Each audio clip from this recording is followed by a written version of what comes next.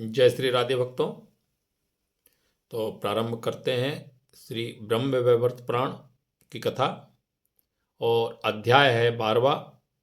अर्थात आप हमारे अध्याय 11 और 10-11 या 9-10-11 इन 3 अध्यायों को अवश्य देखिए, इनकी वीडियो देखिए, क्योंकि किसी भी बीच के अध्याय को अगर आप देखेंगे तो आपको कथा कहीं भी कहीं से समझ में नहीं आएगी। तो अध्याय अगर आप प्रथम से देखना चालू करेंगे, फलश्रुति से देखना चालू करेंगे, तो आपको ये ब्रह्म वैवर्त पुराण महापुराण की कथा बहुत अच्छी लगेगी। दुर्लभ कथाएं हैं, रहस्यमयी कथाएं हैं, भगवान की भक्ति से ओत प्रेत कथाएं हैं। तो आइए शुरू करते हैं कि ब्रह्मा जी के श्राप से जो उपवरण नामक थे गंधर्व मुनि महात्मा, उन्होंने अपने शरीर का त्याग दिया है। मालावती देवी की कथा इसमें आई है। यह मालावती देवी कौन है और मालावती देवी ने देवताओं को श्राप क्यों देना चाहा, फिर भगवान श्री हरि विष्णु द्वारा क्या आकाशवाणी हुई है, और कौशिकी नदी के तट पर भगवान श्री हरि ने मालावती देवी का दर्शन प्राप्त किया। अक्सर हम भगवान का दर्शन प्राप्त करने जाते हैं, भक्त ही भगवान के मंदिर में दर्शन प्राप्त करने जाते हैं।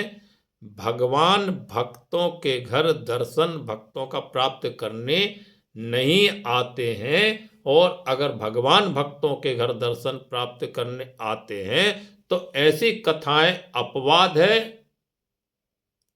और कहीं 1 करोड़ 10 करोड़ 100 करोड़ भक्तों में से कोई एक ऐसा भक्त होता है कि उस भक्त के घर भी भगवान को उसके दर्शन करने के लिए जाना पड़ता है। तो आइए ऐसी भक्त मालावती की कथा। तो सौती मुनि कहते हैं, अपने यहाँ पुत्र जन्म के उत्सव में गंधर्वराज ने बड़ी प्रसन्नता के साथ ब्राह्मणों को नाना प्रकार के रत्न और धन दिए। समय अनुसार बड़े होने पर उपवरण ने वशिष्ठ जी के द्वारा परम दुर्लभ हरिमंत्र की दीक्षा प्राप्त की है और तपस्या प्रारंभ की है। मतलब गंधर्वराज के पुत्र उपवरण हुए हैं और उन्होंने बचपन में ही वशिष्ठ जी से शिक्षा प्राप्त की और तपस्या प्रारंभ की। एक समय की बात है कि वे गंडकी नदी के तट पर विराजमान थे और उन्हें युवावस्था प्राप्त हो चुकी थी, जवान हो चुके थे। तो उसी समय क्या देखते हैं कि 50 गंधर्व कन्याओं ने आकर के उन्हें देखा। देखते ही देखते वे सब की सब उन पर मोहित हो गई। उन सब ने उपवरण को पति रूप में प्राप्त करने का संकल्प लिया। तो संकल्प करने का संकल्प ले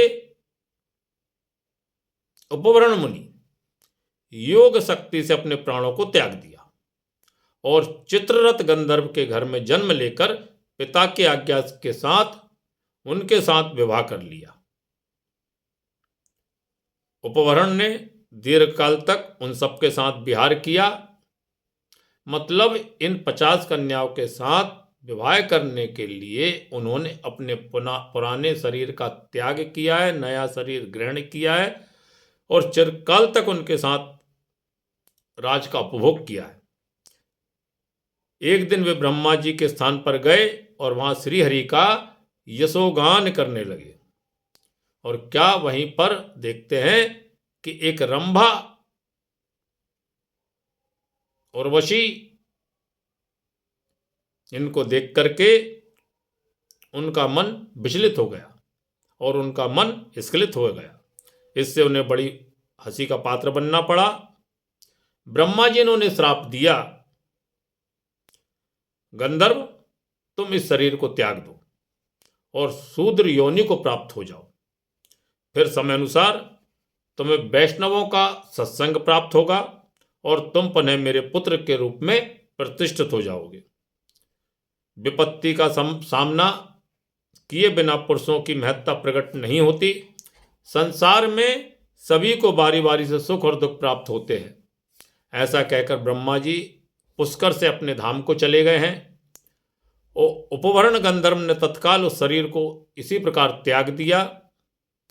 और शरीर त्यागने की जहाँ विधि बताई है कि मूलाधार, स्वादिष्ठान, मणिपुर, अनाहत, विशुद्ध और आज्ञा नाम वाले इन 6 चक्रों का क्रम से भेदन करके उन्होंने इड़ा आदि नाड़ियों का भेदन आरंभ किया।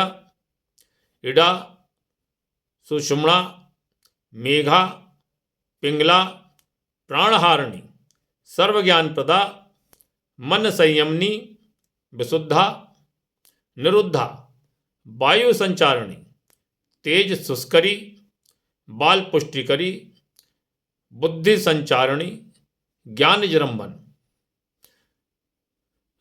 जरंबन कारिणी, सर्व प्राणहरा तथा पुनर्जीवन कारिणी, इन 16 नाड़ियों का भेदन करके मन सहित जीवात्मा को ब्रह्मरंध्र में लाकर भी योगासन में बैठ गए और 2 घड़ी तक उन्होंने आत्मा को आत्मा में ही लगाया।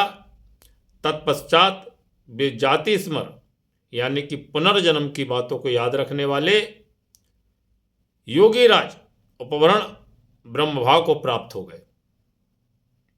उन्होंने अपने हाथ में वीणा को धारण किया है, हाथ में शुद्ध स्पष्टिक की माला ली है और वेद के सार तत्व अथवा उद्धार के उत्तम बीज स्वरूप भगवान श्री कृष्ण के नाम का जप किया है।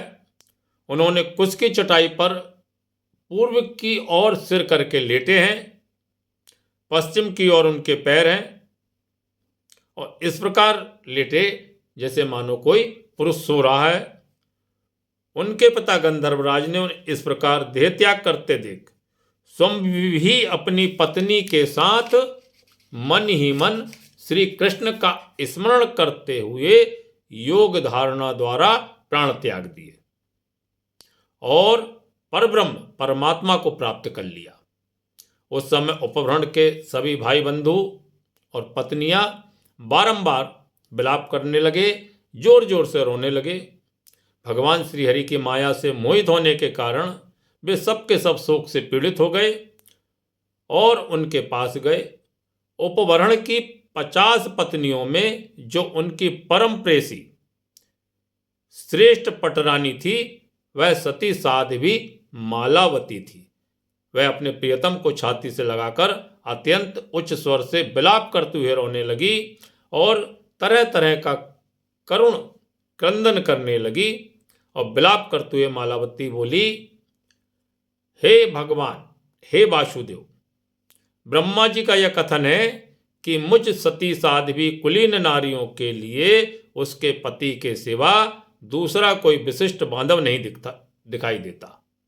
अतः हे दिशाओं के स्वामी दिक्पालों, धर्म, हे प्रजापति, हे ग्रीस, हे शंकर तथा हे कमलकांत नारायण, आप लोग मुझे मेरे पति का दान दीजिए। ऐसा कहकर विरह से आतुर होकर के चित्ररथ की कन्या मालावती जो है उसी दुर्गम गहन वन में मूर्छित हो गई। प्रियतम को अपने वक्षस्थल से लगातार पूरे 1 दिन और 1 रात वह अचेत अवस्था में वहीं पड़ी रही। उस समय संपूर्ण देवताओं ने उसकी रक्षा की है। प्रातःकाल सुबह होने पर उसे होश आया है और होश आते ही वह जोर जोर से विलाप करने लगी और पुनः श्री हरि को संबोधन करके कहने लगी। मालावती बोलती है, हे श्री कृष्ण, हे वासुदेव, आप समस्त जगत के स्वामी हैं, मैं जगत से बाहर नहीं हूं। हे प्रभु, आप ही जगत के पालक हैं, फिर मेरा पालन क्यों नहीं। देखिए कितनी सुंदर स्तुति की है। यह पति है और मैं इसकी स्त्री हूं। इस प्रकार जो इदम और मम का भाव उत्पन्न होता है वह आपकी ही माया है और आप ही की करामात है। हे गोविंद, हे नारायण, हे श्याम सुंदर, आप सबके स्वामी हैं और ऐसा होना भी चाहिए क्योंकि आप ही सबके कारण हैं। कर्म फल से गंधर्व, उपवरण मेरे प्रियतम पति हुए और कर्मवश मैं उनकी प्रियतमा पत्नी हुई हूं। अब कर्म भोग के अंत में वे मुझ प्रिया को किस स्थान में रखकर कहाँ चले गए, हे गोविंद, यह केवल आप ही जानते हैं। अथवा प्रभु, कौन किसका पति या पुत्र है तथा कौन किसकी प्रिया है, विधाता ही कर्म के अनुसार प्राणियों को एक दूसरे से संयुक्त और वियुक्त करता है। संयोग में परम आनंद मिलता है, वियोग में प्राणों पर संकट उपस्थित हो जाता है। संसार में सदा मूर्ख और अज्ञान के ही जीवन में ऐसी बात देखी जाती है। तो प्रभु, आत्माराम महात्मा के हृदय पर निश्चय ही संयोग वियोग का वैसा प्रभाव नहीं पड़ता। विषय नाशवान है, यह बात सर्वदा सत्य है, तथापि भूतल पर विषय भोग ही बांधव बना हुआ है। हे गोविंद, यदि विषय भोग को स्वयं ही त्याग दिया जाए तो वह सुख का ही कारण होता है, परंतु जब दूसरे लोग बलपूर्वक उसका त्याग करवाते हैं तब वह बहुत दुखदायी जान पड़ता है। हे प्रभु, साधु पुरुष महान से महान मनोवांछित ऐश्वर्य शुंभ त्याग कर भगवान श्री कृष्ण के चरणार बिंदों का, जहां आपत्ति या विपत्ति की पहुंच नहीं है, सदा चिंतन करते रहते हैं। ज्ञानवान संत पुरुष तो सर्वत्र है, परंतु भूतल पर ज्ञानवती स्त्री कौन है। अतः मुझ मूढ़ अबला को आप मनोवांछित पति प्रदान कीजिए। मैं अमरत्व नहीं चाहती, इंद्रपद की इच्छा भी नहीं चाहती, मोक्ष के मार्ग में मेरी कोई रुचि भी नहीं है। हे प्रभु, मुझे तो आप मेरे पति को लौटा दीजिए, क्योंकि ये मेरे लिए अर्थ, धर्म, काम और मोक्ष चारों पुरुषार्थों की प्राप्ति कराने वाले हैं। यही मेरे श्रेष्ठ देवता हैं। हे जगदीश्वर, पृथ्वी पर जितनी भी स्त्री जातियां हैं उनमें से किसी को भी विधाता ने इन गंधर्व कुमार के समान गुणवान पति नहीं दिया। इसके अनंतर इसके बाद मालावती अपने स्वामी के गुणों का बखान करने लगती है और अंत में सहसा कुपित हो नारायण, ब्रह्मा, महादेव तथा धर्म आदि समस्त देवताओं को संबोधित करके उन्हें श्राप देने का प्रयास करने लगती है। तब ब्रह्म आदि देवताओं ने क्षीर सागर के तट पर जाकर भगवान विष्णु की शरण ली है और मालावती के भीषण श्राप से बचने की प्रार्थना की है। देवताओं के प्रार्थना कर चुकने पर आकाशवाणी हुई, देवताओं, अब तुम लोग जाओ। यज्ञ के मूल हैं भगवान विष्णु, वे ही ब्राह्मण का रूप धारण करके मालावती को शांत करने तथा तुम लोगों को श्राप से, संकट से बचाने के लिए जाएंगे। आकाशवाणी का यह कथन सुनकर सब देवताओं का हृदय प्रसन्नता से खुल उठा। वे सब के सब उत्कंठित हो कौशिक नदी के तट पर मालावती के स्थान में गए हैं। वहां पहुंचकर देवताओं ने उस सती मालावती देवी को देखा। वह रत्नों के सारभूत इंद्रनील आदि मणियों से के आभूषण धारण किए हुए थी। लक्ष्मी की कला सी जान पड़ती थी। उनके अंगों में अग्नि के समान तेजमान था। वह शरतकालीन चंद्रमा की कला से सुशोभित हो रही थी और अपनी दीप्ति से संपूर्ण दिशाओं को उद्भाषित करती हुई वहां पर विराजमान थी। पति सेवा रूप महान धर्म का अनुष्ठान करके चिरकाल तक संचित किए हुए तेज से अग्नि की उत्तम एवं प्रज्वलित शिखा सी जान पड़ती थी। मालावती ने अपने पति के शव को छाती से लगाकर योगासन लगाए बैठी थी और स्वामी की सुरम्य वीणा को दाहिने हाथ में लिए हुए थी। प्राणवल्लभ पति भक्ति और स्नेह के कारण योग मुद्रा पूर्वक तर्जनी अंगुष्ठ अंगुलियों के अग्रभाग से शुद्ध स्फटिक मणि की माला धारण किए हुए वह मालावती उस स्थान पर विराजमान थी। तरुण अवस्था थी। वह सती अपने स्वामी के शव के बारंबार, अपने पति के शव को बारंबार निहार रही थी।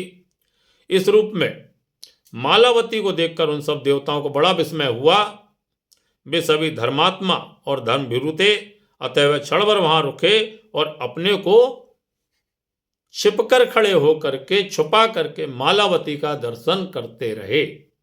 तो भक्तों, अगले अध्याय में हम अगली वीडियो में मालावती की कथा को चालू रखेंगे, सुचारू रूप से करेंगे। तो आपको हमारी यह वीडियो कैसी लगी, कृपया कमेंट करके बताइए।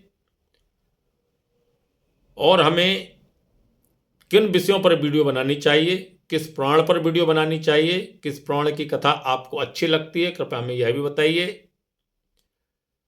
तो यदि अब आपने अभी तक हमारे चैनल को सब्सक्राइब नहीं किया है तो कृपया सब्सक्राइब कर लीजिए। जय श्री राधे, जय श्री कृष्ण।